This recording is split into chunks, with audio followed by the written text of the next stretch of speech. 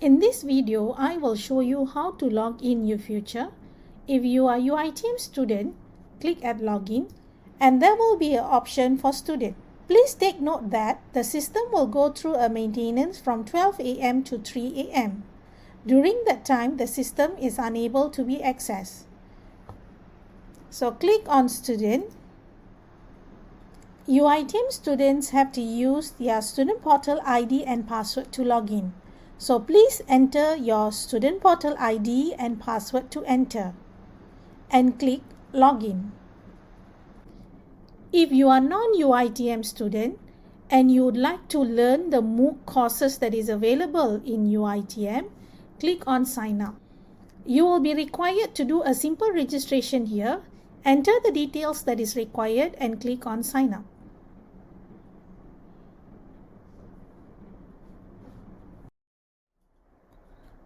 In this video, I will show you how UFuture interface works. Once you log in into UFuture, you are able to see this screen. This will be the dashboard for students.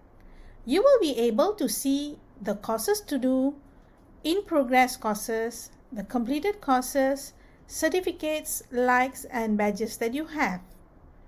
Besides that, you can also see what are the recent MOOC courses, your recent continuous assessments, and also your learning progress on activities. At the site navigation panel, you are able to see some links. First will be the dashboard, second will be the courses. For UITM students, you will be able to see My Courses and My MOOCs. The difference are, first, My Courses are courses that you have registered in SIM. Any courses that you have registered in SIM, by automatically you are able to see all the courses listed here and you are unable to enroll yourself the courses. Second is My MOOCs. My MOOCs will be the courses that you take in UITM.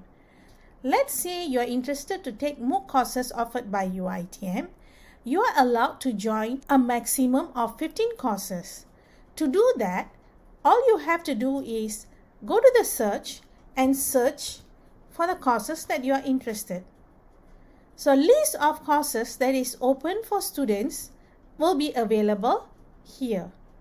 And these courses can be joined by viewing the courses and clicking on Join the Course.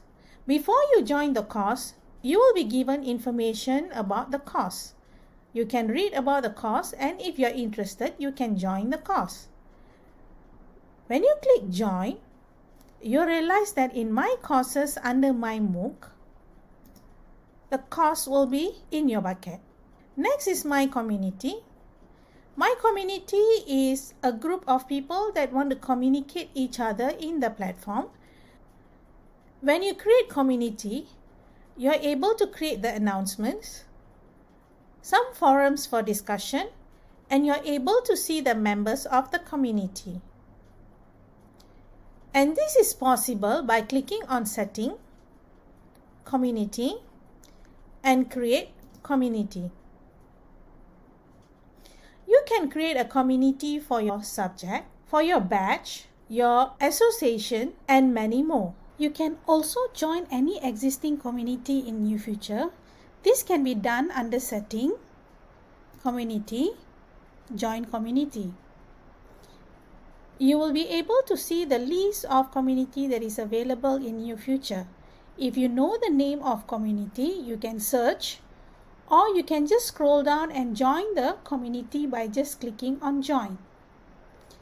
If you want to leave any existing community, you click on Leave Community and there will be a button to remove.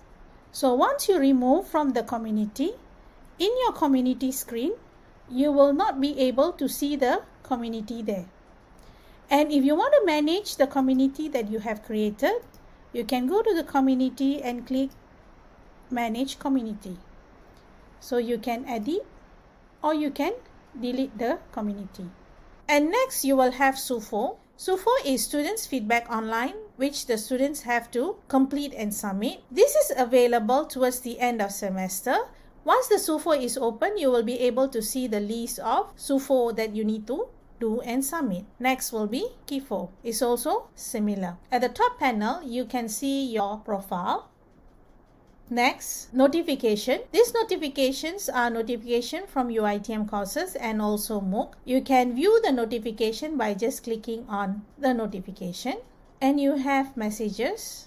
If you would like to send any messages to any members in UFuture, you can use the search button to find the member. Click on search. If the member exists in UFuture, you can click and you can send your message to them. So any message sent to the members or the users will be located under messages and you can view all. It will be there. And lastly will be the shortcut for your courses and also MOOC. So all the courses and MOOCs that you have joined, you can see the shortcuts available here and you can click at any of the courses to move to the course navigation.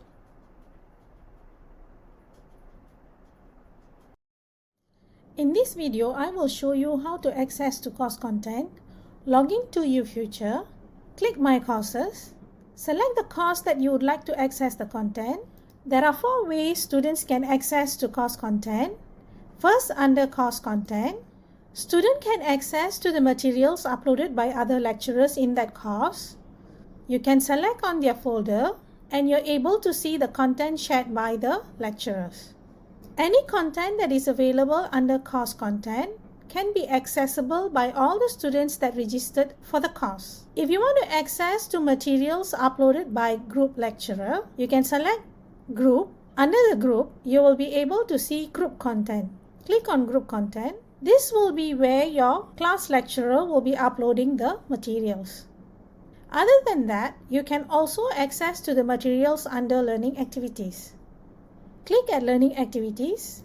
If the course is a MOOC course, you will be able to see a tab MOOC Learning Activities. When you click at MOOC Learning Activities, you will be able to access to all the materials related to the topic. When you click plus, you will be able to see the material related to the topic. And you can click Start Now to access to the materials.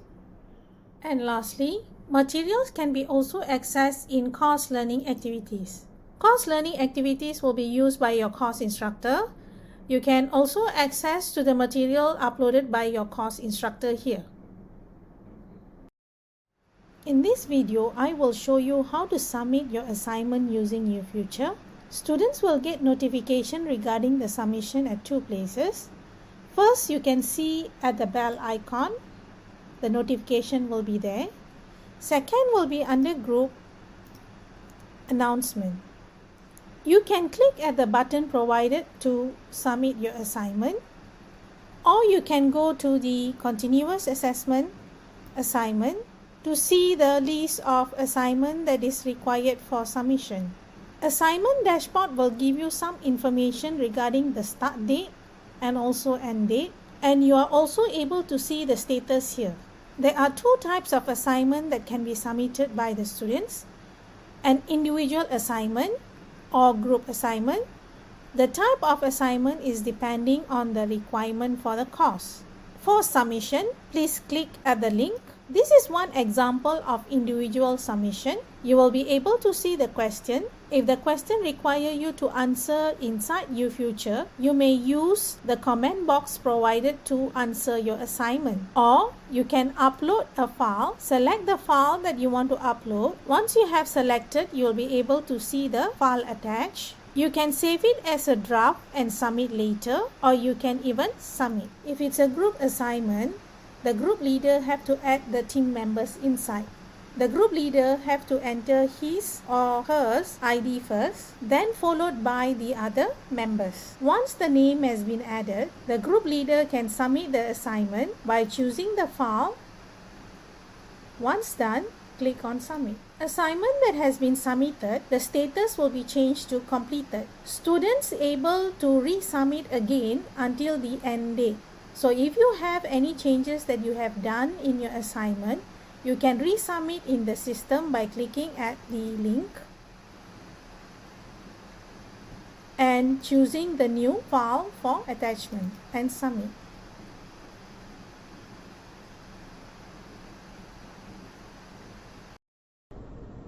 In this video, I will show you how students sign in their attendance using UFuture. Students have to log in to UFuture, click at My Courses, and select the courses that they want to sign in their attendance. At the site navigation panel, they will be able to see an option Online Class. Click at Online Class. They will be able to see the schedule for their online classes. Students able to register their attendance based on the class schedule. The system for attendance will be open 15 minutes before the class starts until 15 minutes after their class. In this screen also, they are able to see on the live link for their online classes. So they have to click at the link to go to their online classes, and they have an option to register their attendance. If they are present for the class, they have to click on present and go back to the online class. The previous class attendance also will be available for the students to check. They can always view their class attendance by clicking on view. Assalamualaikum warahmatullahi taala wabarakatuh. Saya Dr. Nurliza binti Adnan daripada Fakulti Perakaunan UiTM Cawangan Terengganu. So, kita akan bercakap hari ini berkenaan dengan plagiarism. Anda tahu apa itu plagiarism? Pernah dengar? Jika kita daripada kalangan academician ataupun pelajar-pelajar, maka sudah menjadi tanggungjawab kita untuk mengenali pasal plagiarism. Okey, apa itu plagiarism? Plagiarism secara definisinya adalah mengambil penulisan, percakapan, lagu ataupun idea seseorang dan mengaku sebagai kita punya. Ini tanpa memberi sebarang penghargaan yang sewajarnya kepada pemiliknya. Pernah buat macam tu? Harap-harap tak pernah ya. Okey, so ini termasuklah maklumat daripada laman web, buku, lagu-lagu, TV, mesej email, interview, artikel, kerja-kerja seni atau lain-lain medium. Tapi perhatikan ya, percakapan juga termasuk dalam kategori plagiarism. Okey, so ini juga dikenali sebagai penipuan ataupun cheating. Okey, so seriuskah masalah ini? Kita perhatikan satu kajian yang telah dibuat oleh Donald L. McCabe, yang mengkaji 4,500 orang pelajar daripada 25 sekolah. Hasil kajiannya mendapati bahawa menipu adalah satu masalah yang signifikan di sekolah tinggi di Amerika. 74% daripada responden mengaku yang mereka telah pun meniru ataupun menipu di dalam tes ataupun ujian. 72% mengakui yang mereka telah menipu di dalam written assignment. Assignment bertulis, dan lebih daripada separuh pelajar mengaku yang mereka telah pun melakukan plagiarism untuk latihan bertulis written assignment menggunakan internet. So, di zaman keadaan teknologi yang sebercanggih, dunia internet, maka ini menyebabkan masalah plagiarism semakin menjadi-jadi dan berleluasa. So, saya ambil ni daripada CIA Research Center for Academic Integrity from Duke University in 2003. So, 2003. So, ini di USA. Apa berlaku di Malaysia? So kita tengok bagaimana kekerapan pelajar melakukan academic dishonesty ataupun AD, integrity yang melibatkan integriti di salah sebuah universiti di Malaysia. Tapi universiti ini telah dirahsiakan. So didapati hasil kajiannya adalah 82.1% pelajar telah mengaku melakukan sekurang-kurangnya sekali academic dishonesty.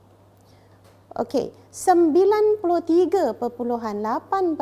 pelajar telah pelajar lelaki, kita fokus kepada pelajar lelaki, 93.8% telah mengaku sekurang-kurangnya sekali melakukan academic dishonesty. So kalau kita tengok peratusnya adalah begitu tinggi. Kalau ditengok kepada skor, ia adalah A+ dah tu, 93.8%. Okey. Kategori pelajar mengikut tahun. Kita tengok tahun 4, pelajar ijazah sarjana muda iaitu Year 4 degree students mengaku paling banyak melakukan academic dishonesty iaitu 92.6% berbanding dengan pelajar tahun 1, tahun 2 dan tahun 3. Okey. Dan jika dilihat daripada GPA, okey, pelajar-pelajar yang rendah GPA-nya iaitu yang kurang daripada 3.00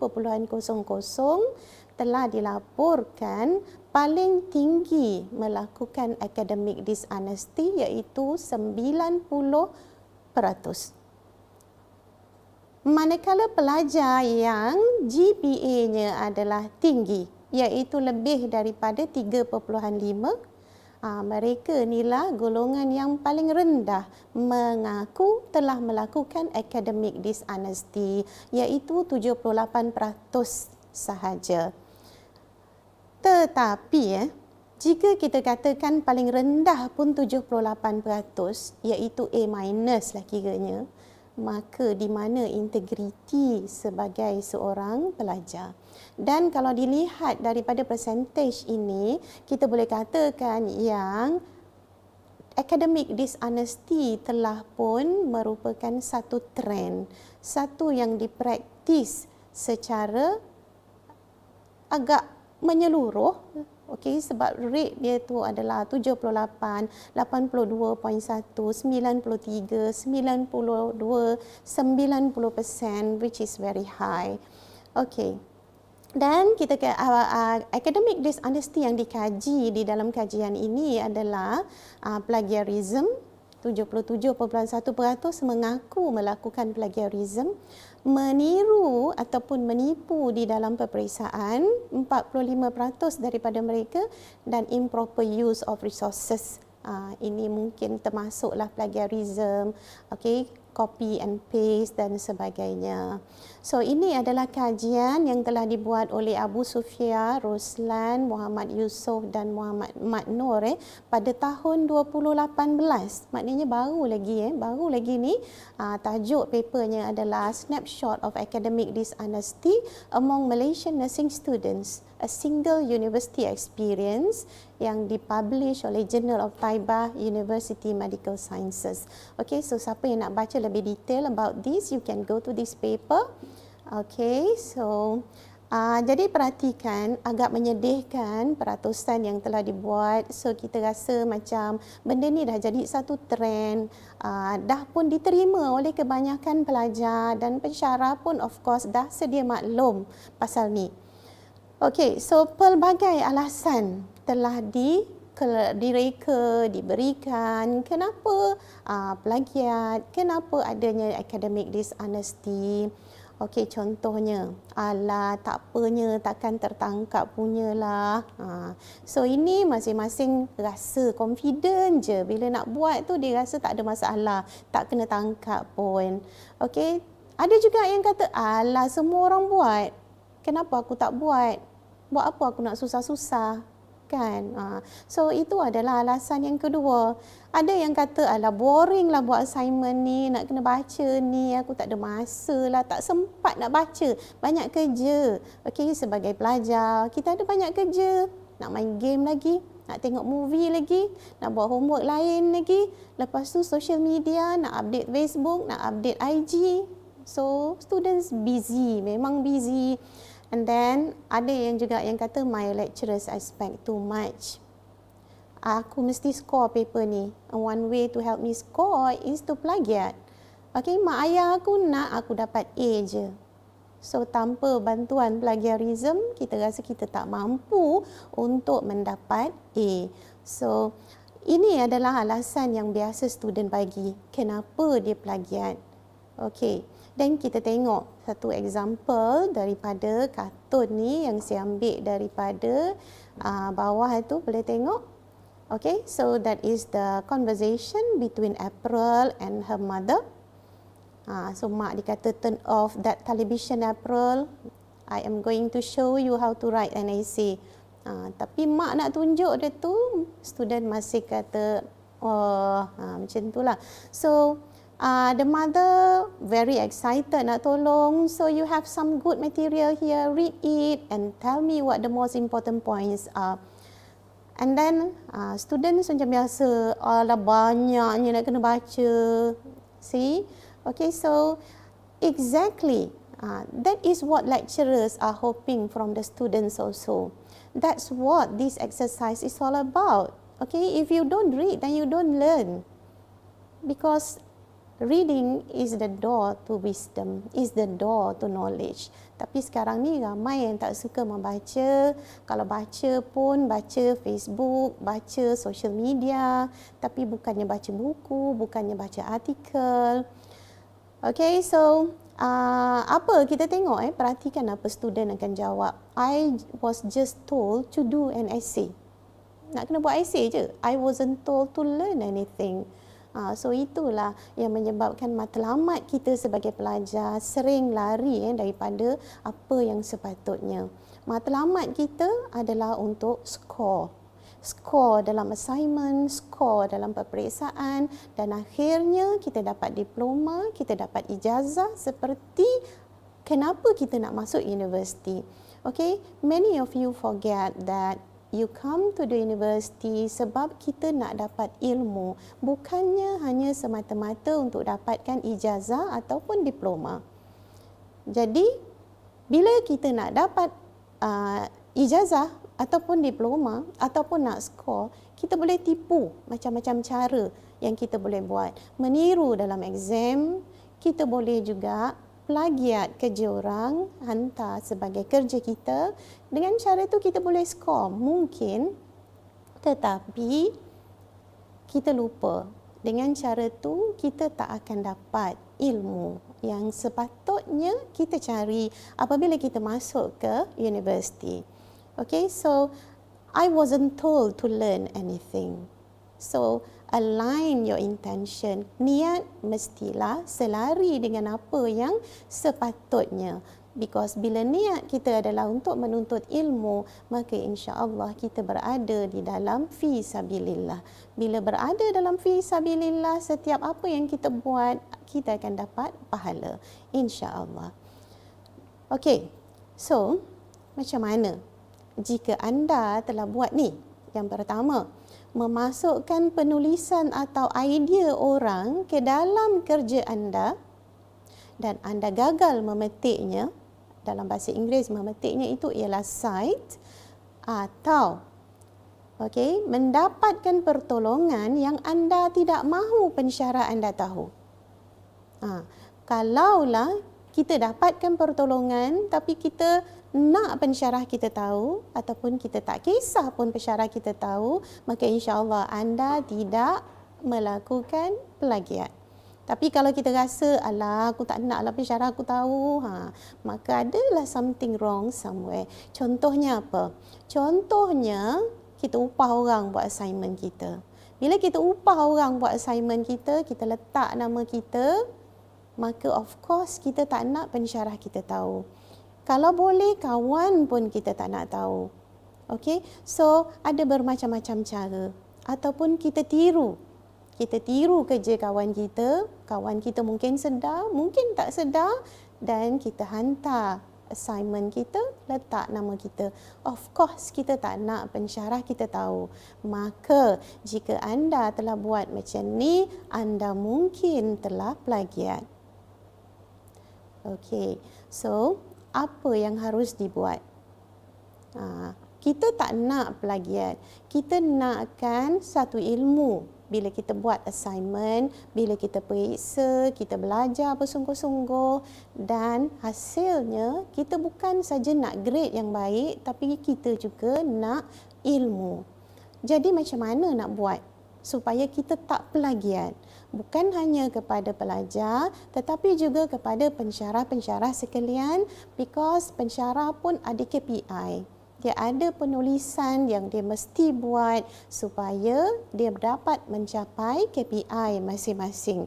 Nak kena 2 jurnal, artikel untuk jurnal setahun, ada chapters in book ataupun ada penulisan di dalam internal bulletin dan sebagainya.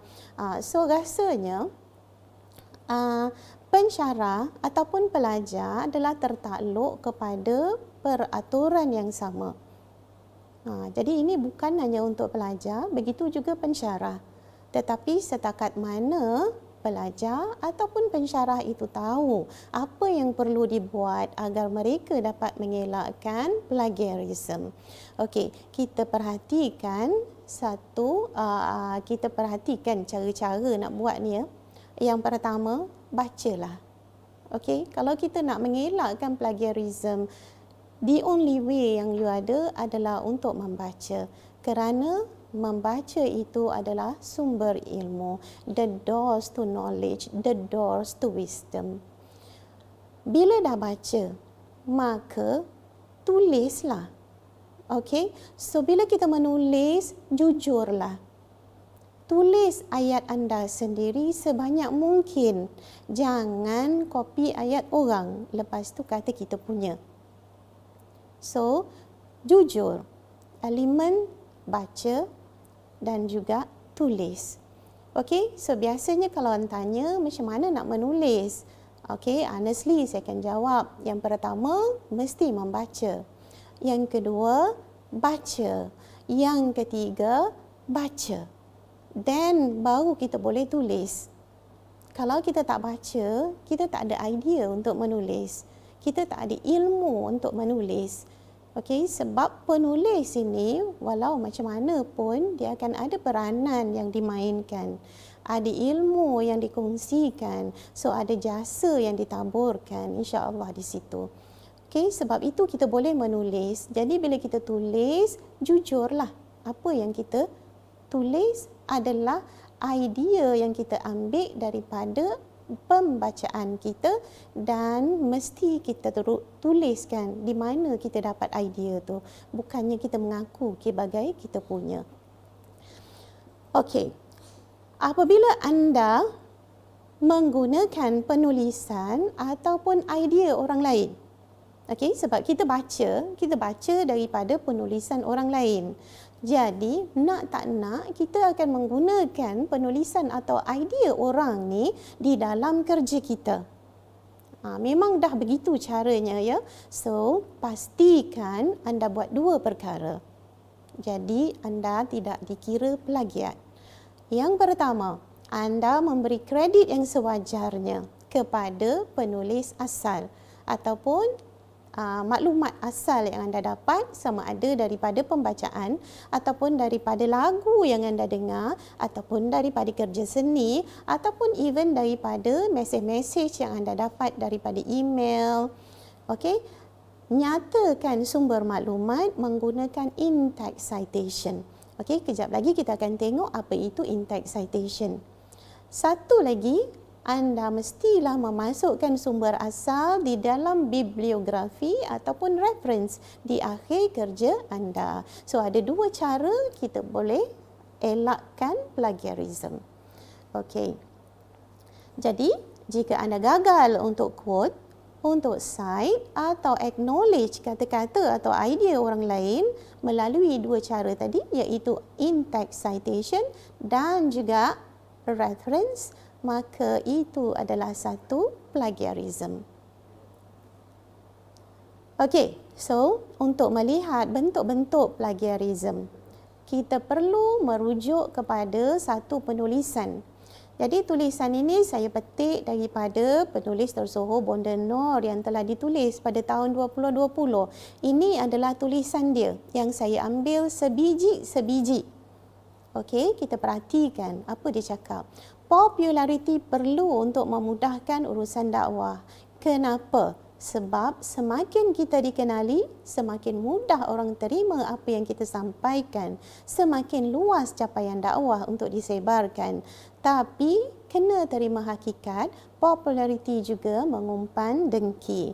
Bukan semua orang suka pandang orang lain berjaya. Ramai yang mencari-cari peluang untuk jatuhkan kita. Okey, ini saya petik betul-betul tulisan daripada Bonda Noor. So, kita tengok bentuk plagiarism yang pertama. Okey, copy and paste. Saya rasa semua orang ni memang fasih bab copy and paste. Okey, tak kira siapa pun dia, pensyarah ke pelajar ke, copy paste memang fasih. Tak perlu belajar pun dan amatlah senang untuk kita buat. Copy aja dalam komputer, lepas tu bawa ke tempat lain, paste. That's it. You boleh siap satu assignment. Just copy and paste. Okey, macam mana kita katakan bentuk copy paste? Nampak tak?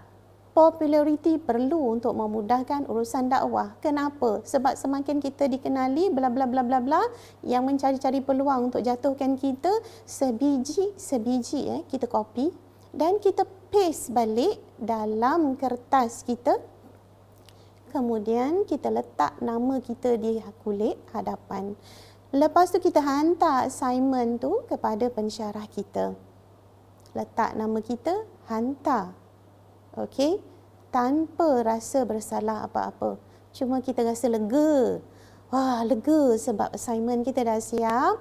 So, your job is done. Selesai. Okey, dan ini adalah satu bentuk plagiarism yang sangat digemari oleh pelajar. Okey, sebab saya sebagai pensyarah pun saya dah 28 tahun di sini. Macam-macam jenis assignment yang saya dapat, yang sebiji macam ni adalah terlalu banyak. Okey. Lepas tu, saya rasa student tak baca balik pun apa yang dia copy dan paste. Sehingga kan ada yang langsung tak ada kaitan dengan tajuk atau assignment yang dia buat pun dia tak sempat buang. Ada juga nama-nama yang tak apa-apa pun tak buang. Sebab apa? Sebab dia tak baca balik pun. So kita boleh perhatikan daripada situ betapa pelajar-pelajar kita ni bukannya nak mencari ilmu, tapi nak mencari markah sahaja. Dan itu adalah sesuatu yang sangat menyedihkan, because kita telah pun menggadai niat asal kita untuk mendapatkan ilmu dengan hanya copy dan paste. So jika inilah yang berlaku, maka ini jelasnya adalah satu plagiarism. Okey, so tolong elakkanlah daripada melakukan plagiarism yang macam ni, sebab jelas sekali langsung tidak ada nilai-nilai ilmu di situ. Okey, bentuk yang kedua, copy dan paste dan cite. Apa maksud dia? Okey, perhatikan yang ayat-ayat yang ada dalam tulisan hijau tu adalah sebiji sama dengan yang kita rujuk yang warna merah dekat atas tu. Populariti perlu untuk memudahkan urusan dakwah. Kenapa? Sebab semakin kita dikenali bla bla bla, sampailah kepada peluang untuk menjatuhkan kita. Sebiji sama. Tak ada beza langsung. Yang membezakan adalah dalam bracket Bonda Noor, 2020. Itulah yang kita panggil sebagai cite ataupun citation. Itu saja beza dia. Jadi di sini apa yang telah dibuat adalah kita copy balik penulisan asal. Lepas itu baik sikitlah ni. Ini jenis orang yang baik sikit.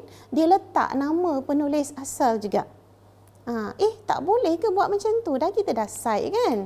Sebab ada nama penulis asal. Tetapi maaf, ini masih lagi dianggap sebagai satu plagiarism. Kenapa pula plagiarism?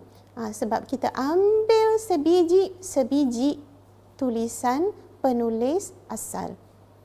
Okey, kita dah cite dekat situ. Betul, kita dah cite. Tapi masih lagi dianggap sebagai plagiarism. Kerana apa? Kerana katakanlah kita akan hantar ni untuk Turnitin report untuk detect level of plagiarism, maka semua ini akan Turnitin akan detect sebagai copy paste. Walaupun kita tulis nama, tapi ini bukan cara yang betul untuk cite. Okey, so ia masih lagi plagiarism. Saya rasa ramai yang buat macam ni. Ada pensyarah juga yang buat macam ni sebab mungkin kita rasa kita dah buat benda betul, kita dah cite tuan punya penulisan tapi masih lagi salah. Okey, kita tengok bentuk yang ketiga, paraphrase. Bentuk yang ketiga adalah paraphrase. Okey, apa bezanya copy paste dan paraphrase? Okey, kalau kita tengok rujukan asal kita, popularity perlu untuk memudahkan urusan dakwah. Kenapa? Dalam ayat bentuk ketiga tu, kita akan baca penulisan asal. Selepas tu kita akan buat rumusan kita sendiri. Daripada pembacaan kita, kita buat rumusan kita sendiri. Apakah yang dimaksudkan oleh penulis asal? Ini kita panggil paraphrase. So, inilah sepatutnya apa yang kita buat. Bila kita dapat penulisan asal, kita fahami apa yang penulis cuba sampaikan. Selepas itu, kita pun tulis ayat sendiri. Itu yang kita maksudkan dengan slide awal tadi. Kita guna ayat kita sendiri untuk menyampaikan maksud kita, tapi disebabkan apa yang kita kata tu adalah apa yang kita dah baca dari penulis asal, maka kita kena cite dia. Okey, so dalam bentuk yang ketiga, okey, seorang pendakwa itu haruslah menjadi popular. Okey, ini adalah kerana populariti seorang pendakwa akan membantu menyebarkan sesuatu mesej dakwah dengan lebih luas dan berkesan. Namun, populariti seseorang pendakwa boleh mengundang dengki di kalangan orang ramai yang sentiasa mencari peluang untuk menjatuhkan seseorang pendakwa terkenal. Okey, so kita boleh nampak ayat dia berbeza tetapi maksud masih lagi sama. So, ini yang kita maksudkan sebagai paraphrase. Okey, so kalau ini macam mana? Ini juga adalah satu plagiarism. Kenapa pula plagiarism? Okey, sebabnya kalau perasan dekat situ tidak ada citation. Okey, sebab itu ia adalah plagiarism. Seolah-olah kita baca, lepas tu kita tulis balik tulisan kita, ayat kita sendiri, tapi bila kita tidak cite, maka ini seolah-olah menunjukkan yang ini adalah idea kita. So that's why it is still a plagiarism. Okay. So harusnya bagaimana? Macam mana nak tulis, macam mana nak buat so that kita dapat mengelakkan plagiarism. So ini masih lagi rujukan yang kita tengok tadi. Okay. So cara yang pertama untuk mengelakkan plagiarism iaitu paraphrase dan cite. Bentuk yang ketiga tadi dia paraphrase saja tapi dia tak cite. So apa yang kita patut buat? Kita mesti cite. Okey, so saya ambil ayat yang sama. Seseorang pendakwa itu haruslah menjadi popular. Okey, ini adalah kerana populariti membantu seseorang pendakwa untuk menyebarkan mesej dakwah. Sesiapa yang kata ni? Okey, ini saya baca daripada penulisan Bondenor. So, I put in the bracket there, Bondenor 2020 menunjukkan bahawa idea asalnya datang daripada orang ni. Okey, namun penulis juga mendakwa. Jadi kita sambung balik. Kita masih lagi bercerita pasal Bondenor yang mendakwa yang populariti seseorang pendakwa itu boleh mengundang dengki. Okey, so begitulah cara untuk mengelakkan plagiarism. Okey, cara yang kedua, kita boleh quote dan cite. Apa bezanya paraphrase dan juga quote? Paraphrase, kita baca satu penulisan, kemudian kita buat ayat sendiri, okey, tapi tanpa mengubah maksud. Okey, buat ayat lain, tulis sendiri, jangan ubah maksud, cite. Itu paraphrase. Quote ni pula adalah kita ambil sebiji-sebiji ayat daripada penulis asal. Contoh, tengok balik pada tulisan merah. Populariti perlu untuk memudahkan urusan dakwah. Kenapa? Sebab semakin kita dikenali, semakin mudah orang terima apa kita sampaikan, bla bla bla. Sama, sebiji apa yang saya tulis dalam cara dua dengan ayat asal daripada penulis Bondenor tadi. Langsung tidak ada beza. Okey, dah habis tu ini copy paste. Nampak macam copy paste, tapi kalau lah kita perasan, nampak tak kat situ kita ada quotation mark. Saya merah kan, sebelum popularity ada quotation mark warna merah, dan selepas disebarkan pun ada quotation mark warna merah. Itu menunjukkan ini adalah satu quotation. So kita quote, tapi dalam bracket, don't forget to cite. Kita letak nama penulis asal, Bonda Nur 2020. Bila kita quote, kita kena ada muka surat. Page berapa yang kita quote. Kalau kita cite biasa, kita paraphrase, kita tak perlu letak muka surat berapa. Okey, itu adalah format format mengikut APA. Nanti kita akan tengok. Okey, ini sebab format lain kita ada rule yang berbeza. Kalau ikut APA, dia akan ada kena letak muka surat dekat situ berapa. Itu kalau kita quote. Guna ayat asal macam copy paste, tetapi ada tanda quotation. Okey, ayat mana yang kita quote mesti diletak dalam quotation mark. Kalau macam tu seronoklah kita boleh quote je lah manjang. Letak ajalah nama, tahun, muka surat berapa. Susah apa kan? Okey. Untuk quoting dan citation, perlu berhati-hati sebab kita ada peraturan that you have to you follow. Okey. Bila masa kita boleh quote? Bukan semua ayat kita boleh quote. Apa yang kita boleh quote hanyalah untuk ayat yang sukar untuk diparaphrase. Maknanya kita baca, lepas tu kita nak buat ayat kita sendiri tanpa mengubah maksud, susah sangat. Especially untuk ayat-ayat yang ada jargon, yang technical, yang very ikut bidangnya lah.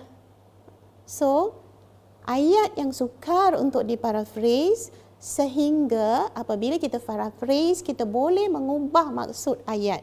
Maka kita boleh quote. Okey. Tetapi jangan terlalu panjang. Okey, biasanya dah diterima dikatakan kalau kita nak quote jangan lebih daripada 3 baris ayat.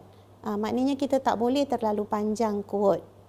Kalau terlalu panjang apa jadi? Ia juga akan menjadi satu plagiarism. Jadi plagiarism balik. So, ini kita anggap sebagai plagiarism yang tidak disengajakan. Because plagiarism ni ada yang disengajakan dan ada yang tidak disengajakan. Okey, antara plagiarism yang tidak disengajakan adalah paraphrase. Tapi kita tersalah paraphrase sehingga mengubah maksud. Itu adalah satu plagiarism juga, tapi yang tak disengajakan. Tapi bila tak disengajakan, adakah dia berdosa? Terpulanglah.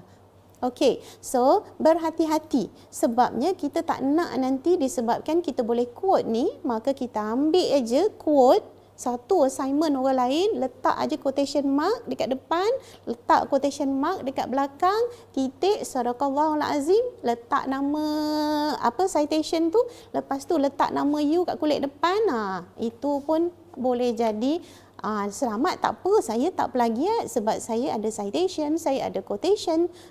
Be careful, never do that. Okay, sebab bila dah terlalu lebih daripada 3 baris ayat, kita bimbang yang you telah pun terlebih quote. Bila terlebih quote, dia dah pun jadi plagiarism balik. Okay, so be careful. Go back to our original intention. Niat asal kita. Niat asal kita nak mencari ilmu. Niat asal kita bukan hanya nak skor markah tinggi, nak dapat markah. No. Kalau kita buat macam tu, dapat ilmu ke tidak? Tak dapat ilmu. Bila tak dapat ilmu, maka adakah kita telah melakukan sesuatu yang betul? The answer is always no. Okey, so saya harap masing-masing dah faham bagaimana kita harus buat untuk elakkan plagiarism. Okey, ada 2 cara, iaitu paraphrase dan cite. Cara 2, quoting dan cite. Tapi be careful when you quote, it cannot be too long dan bukan semua ayat kita boleh quote. Okey, yang tak boleh dia kita nak tulis sebab kita bimbang dia mengubah maksud. Okey, Adakah semua bendanya adalah plagiarism? Semua ke? Kita tak boleh cakap macam tu. Kalau macam tu susahlah hidup kita. Okay, so ada good news juga There is some good news yang bukan semua benda itu adalah plagiarism. So, apa benda dia yang bukan plagiarism? Okay, yang pertama, apabila anda menulis tentang sesuatu perkara yang dah ada dalam pengetahuan umum, common knowledge. Yang ni tak perlu nak quote-quote dah. Semua orang dah tahu. Gula itu manis, garam itu masin, cuka itu masam. Kita tak perlu nak quote. Okey, kalau yang tu pun kita kena quote, maka tak tahulah, susahlah kita nak menulis pun. Okey. Contoh yang saya bagi, katakanlah pada suatu masa Nurliza, seorang saintis terkenal, telah menulis dia kata bumi ini bulat dan berada di atas paksinya sendiri. Ia berputar di atas paksinya dan satu putaran mengambil masa 24 jam sambil mengelilingi matahari. Satu kitaran mengelilingi matahari mengambil masa 365 hari ataupun setahun. Semua orang dah tahu kan? Semua orang dah tahu. Ini adalah fakta yang mana you celik mata je, masing-masing dah pun tahu pasal benda ni. Okey, disebabkan ini, apa yang kita, walaupun kita ni membaca tulisan Nurliza ni, tetapi kita tulislah ayat kita sendiri. Janganlah kita tiru sebiji-sebiji ni pula. Okey, ini tidak perlu di cite. Tapi tulis ayat kita sendiri. Jangan copy pula. Takkan tak reti kan? Mungkin anda boleh menulis better than the scientist. So, write your own sentence. Okey, yang kedua, anda tidak dikira plagiat jika anda memetik kata-kata daripada Al-Quran, hadis atau kitab-kitab lain seperti kitab Injil. Yang ni tak dikira plagiat. Okey, apa yang kita buat bila kita petik ayat Al-Quran ataupun hadis, kita akan ambil sebiji ayat tu tanpa diparaphrase. Tolong jangan paraphrase ayat Quran ataupun hadis ataupun ayat-ayat daripada kitab-kitab lain. Jangan diparaphrase. Sebab kita takut akan ada satu mazhab baru pula nanti. Okey, so kita copy sebiji, tak perlu letak dalam quotation mark. Tak perlu, macam tadi quoting, tak perlu Tetapi kita mestilah menulis sumber asal dia. Yang ni setiap kali kita petik ayat Quran ataupun hadis, kita akan tulis sumber asal dia. Contoh, kalau kita ambil daripada hadis, maka kita akan nyatakan di situ siapa perawi hadis tersebut. Okey? Sebab apa kita nak buktikan yang hadis itu adalah satu hadis yang sahih, yang memang betul, yang bukan kita reka. Okey. Ataupun kalau kita ambil daripada ayat Quran, maka kita kena tulis ayat keberapa, ayat 118, surah mana, surah Al-Baqarah ke. Tapi kita ada cara lah untuk tulis ayat keberapa, surah keberapa tu ada caranya bila kita menulis. Okey, so inilah dua benda ataupun dua perkara yang mana kita tak perlu nak cite, kita tak perlu nak ada referencing ke apa ke. Okey, bila kita menulis sesuatu yang common knowledge ataupun kita memetik daripada Al-Quran, hadis ataupun kitab-kitab lain. Dan ada lagi trend sekarang ni, ini biasanya tak terlibat dengan student lah, tapi jika ada lah mana-mana pensyarah, student pun tak apa, yang rasa dia nak menulis buku, dia nak tulis buku, tetapi dia ada idea dia membuat-buat, tetapi dia tak ada masa nak menulis. Okey, dia tak ada masa, dia tak ada skill nak menulis, tapi kita ada idea. So apa yang biasanya dibuat adalah orang akan cari ghostwriter. Okey, bukan penulis hantu. Saya tak tahulah bahasa Melayu dipanggil apa, tapi bahasa Inggeris ghostwriter. So ghostwriter ni akan menulis bagi pihak anda berdasarkan idea anda. Dia cuma menulis, anda baca balik approve ke tak approve, and then lepas tu at the end of it, buku akan diterbitkan dengan nama anda di depan. Nama penulis iaitu ghostwriter tu tidak ada. Okey, so itu adalah kita punya karya. So Ghostwriter ni memang ada wujud, ramai pun, dan dipraktikkan. Sesetengah pihak mengatakan ghostwriter ni adalah satu plagiarism juga, sebab kita ambil penulisan ghostwriter, letak nama kita, tetapi sesetengah pihak kata ghostwriter bukan plagiarism, sebab ideanya adalah idea kita. Okay, so ada perdebatan di situ. So kalau nak tahu lebih lanjut, you can read on that. Okay, so kita tengok akibat plagiarism. Berbaloi ke? Is it worth it? You buat susah-susah, malam tidur lewat, setakat copy paste, lepas tu letak nama kita, lepas tu hantar. Berbaloi ke? Okay, berbaloi lah sebab saya dapat good marks. Okay, ataupun kalau anda seorang pensyarah, then you kena tulis, masuk dalam jurnal, artikel dan sebagainya. Berbaloi ke? Okay, so kalau anda seorang pelajar, maka akibatnya adalah kosong untuk assignment.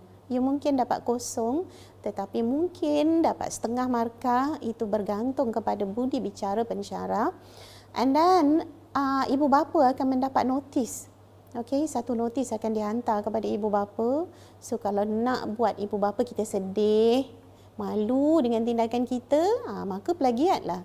Tapi kalau tak nak, jangan buat macam tu. Okay, anda mungkin digantung daripada meneruskan pengajian selama satu semester ke, dua semester ke, berdasarkan kepada kesalahan, dan ataupun dibuang daripada universiti. Berbaloi ke? Okay. Dan kesalahan ini akan dicatat di dalam rekod pelajar. Maknanya rekod anda tidak lagi putih bersih cantik, tapi ada tainted with plagiarism record there. Hilangnya reputasi anda, terutamanya di universiti atau di kalangan ahli akademik, especially if you are a lecturer. Dan ramai dah ada banyak kes lecturer yang telah pun dapati bersalah untuk plagiarism. Even ada kes yang pensyarah yang ambil tesis PhD orang lain tapi ditulis nama dia. Ada. Dan akibatnya dibuanglah. Okay, tesis PhD pun orang boleh plagiat, letak nama je. Dan kes itu adalah kes yang agak famous saya rasa di kalangan academician, dan juga dilakukan oleh orang yang agak terkenal. So it is quite bad. Okay, bila dah macam tu, maka ahli akademik akan pandang kita semacam.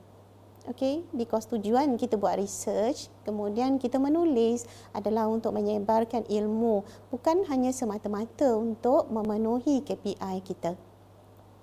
Dan yang paling saya rasa penting di sini adalah dari segi keberkatan.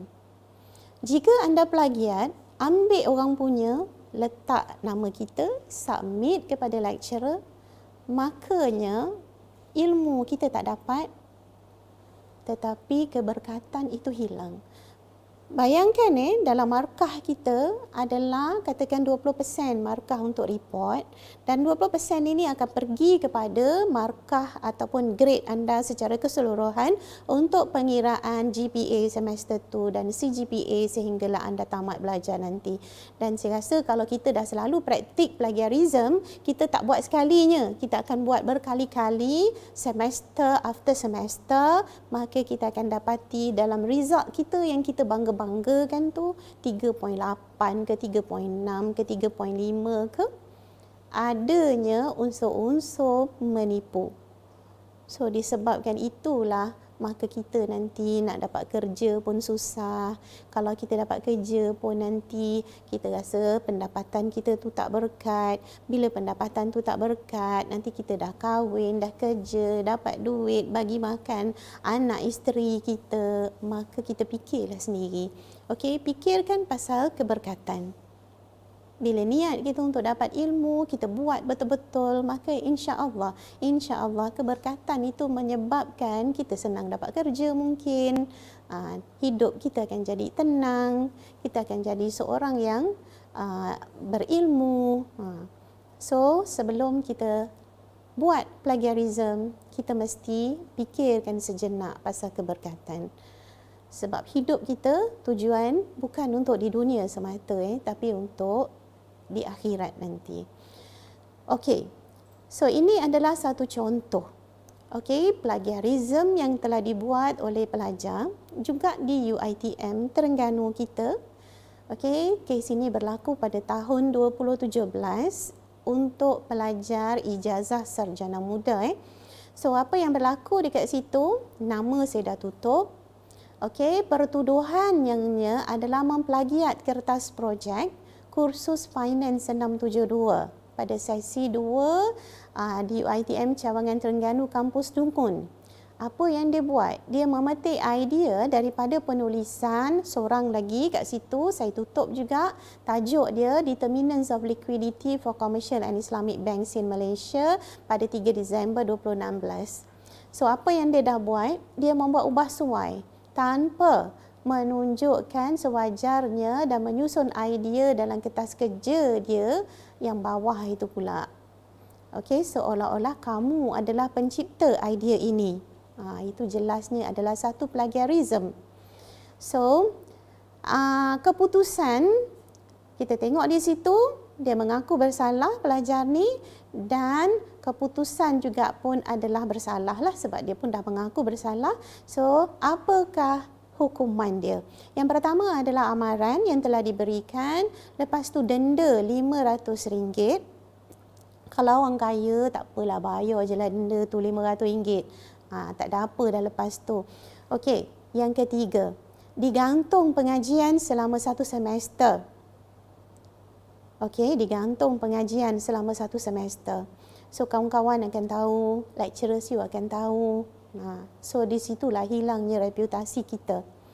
Lepas itu, dicadangkan untuk dapat grade F.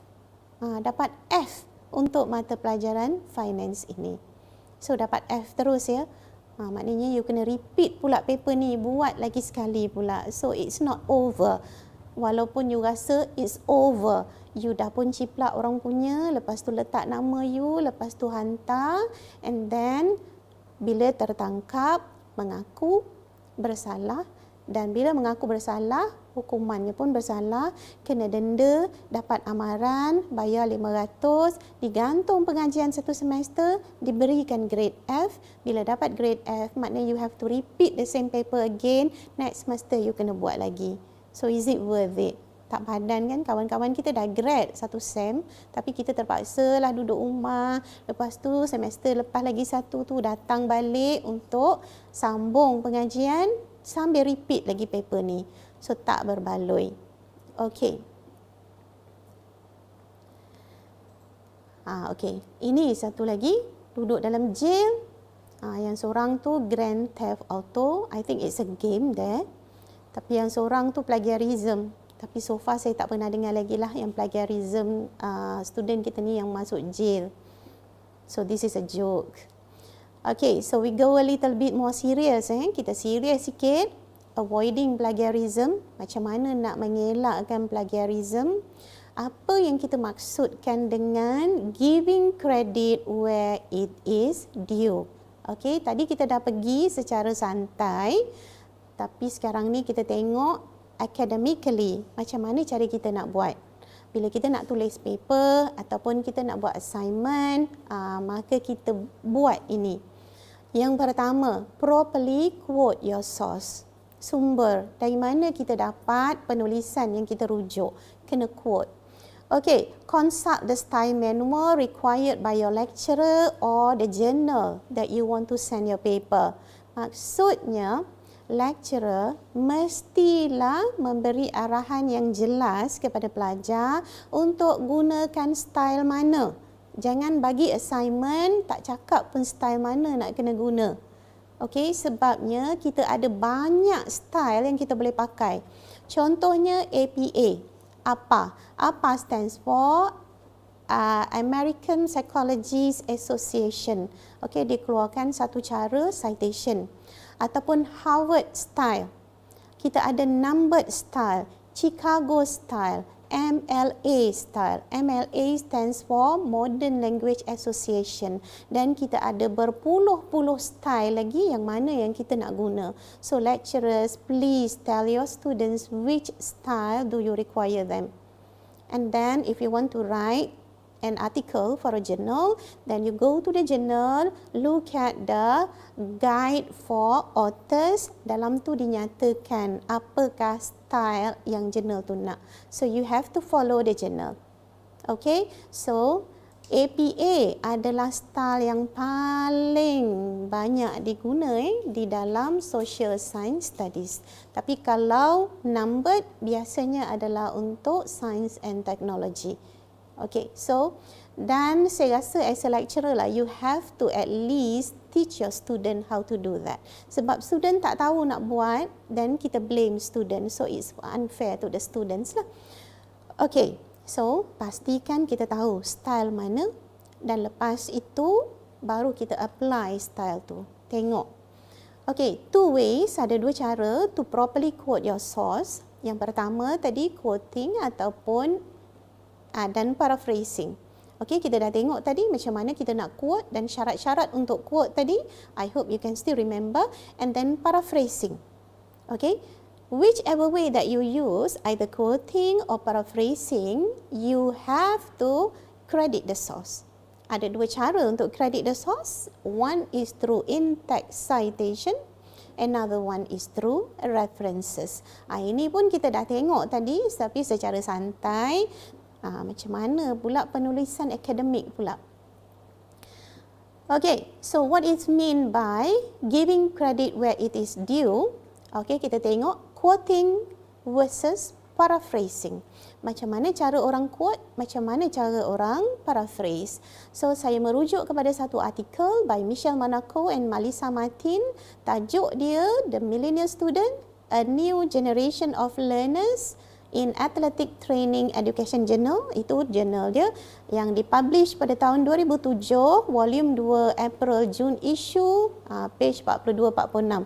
So dia bercerita pasal millennial students. Okay, so ini adalah contoh yang saya telah pun masukkan citation dan saya quote. Okay, millennials, those who were born after 1992, consider themselves as special. So ini adalah ayat yang saya tulis sendiri, yang mana ini adalah general knowledge. Okay, so kita tak perlu nak cite.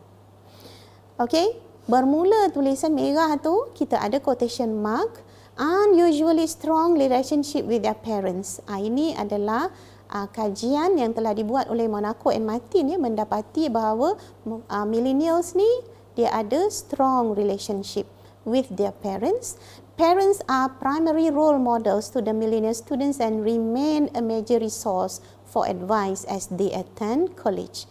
Ini adalah hasil finding daripada kajian yang dibuat oleh Monaco and Martin 2007. Buka balik jurnal tu, ada di muka surat 42. Ingat, bila kita quote mesti ada page number.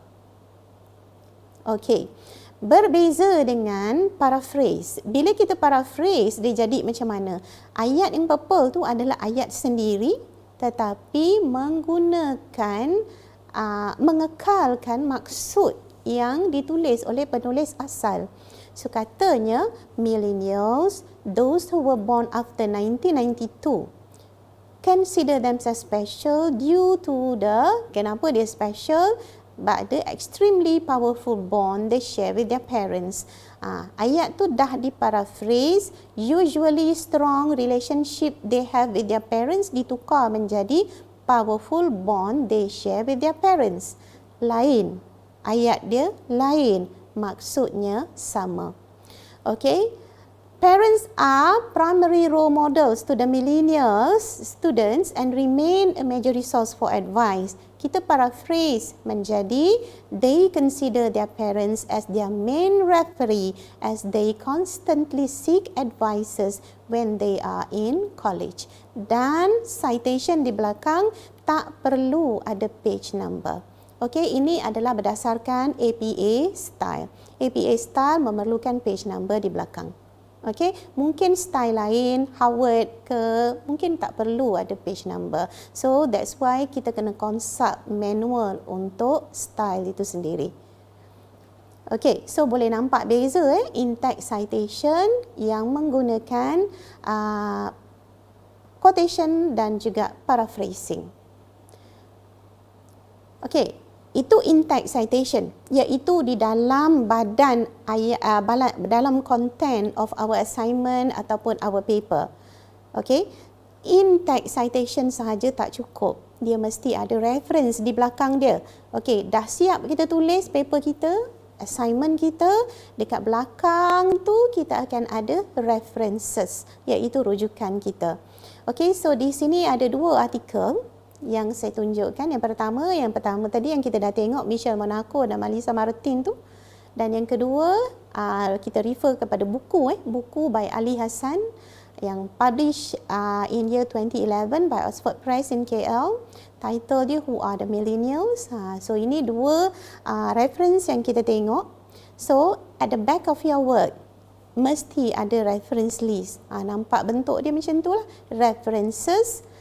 Yang mula-mula kita tulis adalah, ini juga mengikut apa APA style, Hassan A 2011 Who Are the Millennials, Kuala Lumpur Oxford Press. Itu cara kita menulis reference untuk buku. Okey, perhatikan nama dia italic. Ada koma, ada A huruf besar, ada titik, ada kurungan 2011, tutup kurungan, ada titik. Italic, Kuala Lumpur, Oxford Press, titik. Semua itu adalah mengikut format. Bukannya kita reka-reka nak tulis yang mana italic, yang mana ada titik, yang mana ada koma. No, itu adalah format. Okay, we look at the second one. Bila kita nak tulis reference untuk artikel, macam mana bentuk dia? Monaco, M, koma, M titik, koma, and Martin, M titik, dalam bracket 2007, titik, the millennial student, a new generation of learners, titik, athletic training education journal, itu nama jurnal, italic kan, koma, 2 italic, dalam bracket April, June, lepas tu koma 42, 46. Ada yang kita italic, ada yang kita tak italic, ada yang huruf besar, ada yang huruf kecil, ada koma dekat situ, titik dekat situ. Semua tu adalah requirement mengikut format. Jadi semua koma, titik, kat mana nak sengit, kat mana tak sengit, itu kita kena ikut ke? Yes. It sounds crazy, right? Memang boring, memang sakit mata, memang stres gila bila kita buat references. Tetapi ada good news, kita tak perlu buat manually by hand, tapi kita ada apps yang boleh tolong kita, ada software yang boleh tolong kita nak menulis references, citation ni supaya kita tak sakit mata, tak berair mata-mata nak tengok titik dekat mana, koma dekat mana, lepas tu italic dekat mana, tak perlu. You can just install software in your computer. So the software will help you. Yang paling biasa orang pakai adalah Mendeley ataupun EndNote. Okay, so ada lagi tapi yang tu kurang famous sikit lah. So you can install the app in your computer and then belajarlah sikit, senang aja cara nak buat. Lepas itu they will help you. So you don't have to worry about the comma, the titik dan sebagainya. Okay, hidup pun lebih ceria bila ada software tu. Okay.